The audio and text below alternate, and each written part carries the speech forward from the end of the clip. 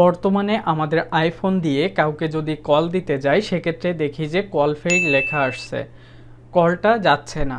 2-3 বার দেওয়ার পরে দেন কল যাচ্ছে, অথবা কারোর ফোনে দেখা যাচ্ছে যে নেটওয়ার্ক আইকনটা শো করতেছে না, জাস্ট নেটওয়ার্ক আইকনের ওখানে ডট ডট ডট আসতেছে।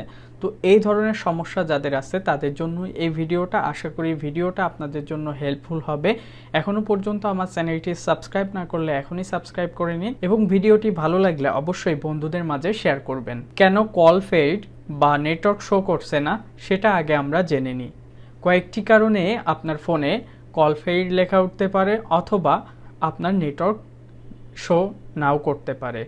তো এর মধ্যে প্রথম যেটা হলো সেটা আপনার ফোনে যে সিম ইনসার্ট করা আছে বা যে সিমটি আছে সেটা ভালোভাবে ইনসার্ট হয়নি বা ভালোভাবে প্লেস হয়নি। কোনো কারণে হয়তো বা আপনার সিমটি পুরাতন হয়ে যেতে পারে, সেক্ষেত্রে অনেক সময় এই ধরনের সমস্যা হয়। আবার দেখা যায় যে আমরা যখন সিমটা প্লেস করি তখন ঠিকঠাকভাবে প্লেস হয় না, যার কারণে এই প্রবলেমটা হয়। দ্বিতীয় যে কারণ সেটা হলো iOS update up to date না থাকলে অনেক সময় এরকম হয়, কেননা আমাদের ফোনের যে ফ্রিমওয়্যার ভার্সন আছে এটা আপডেট দিলে সেটাও আপডেট হয়।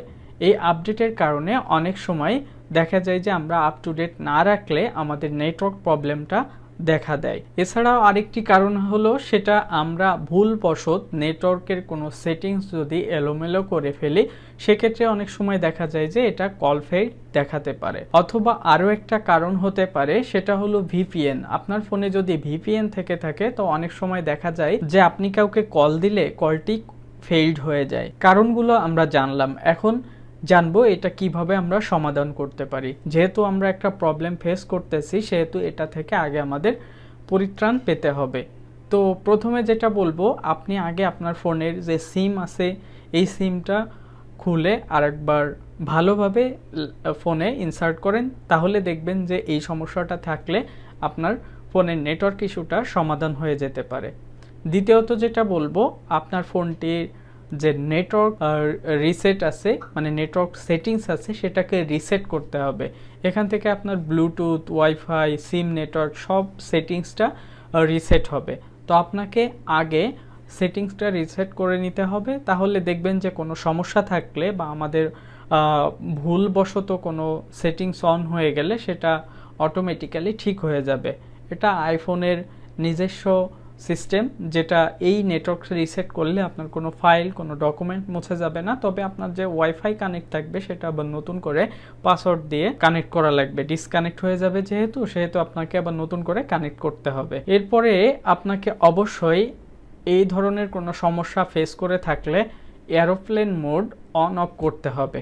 আমাদের ফোনে যে এরোপ্লেন মোড আছে এটা অন অফ করলে আপনি এই যে সমস্যাটা হচ্ছে এটা দেখবেন যে ঠিক হয়ে গেছে। যদি আপনার নেটওয়ার্ক না শো করে তাহলে অবশ্যই, বা যে কোনো নেটওয়ার্কিং ইস্যু থাকলে আপনি এরোপ্লেনটা অন অফ করবেন, দেখবেন যে আপনার এই সমস্যাটা সমাধান হয়ে যাবে। এছাড়া আপনার ফোনে যদি ভিপিএন ইনস্টল করা থাকে তাহলে অবশ্যই ভিপিএনটি আনইনস্টল করে দিবেন।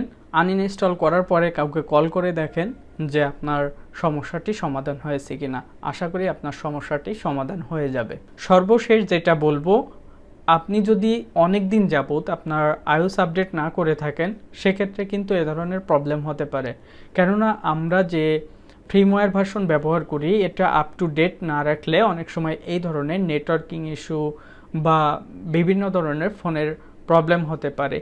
তো এগুলা থেকে মুক্তি পাওয়ার একমাত্র উপায় হলো আপনার iOS version up to date রাখবেন। যদি 1-2টা ভার্সন মিস করেন সেক্ষেত্রে কোনো সমস্যা না, তবে আপনি যদি একবারে অনেক সময় ধরে আপনি আপনার ফোনটা আপডেট না করলে এই ধরনের ছোটোখাটো প্রবলেম আপনি ফেস করতে পারেন। তাই আমি বলবো যে নেটওয়ার্কিং ইস্যু বা যে কোনো সমস্যা হলে আপনি আগে আপনার ফোনটা iOS আপ টু ডেট আছে কিনা সেটা দেখে নেবেন, আর দেন আপনি সেটিংস থেকে রিসেট করবেন।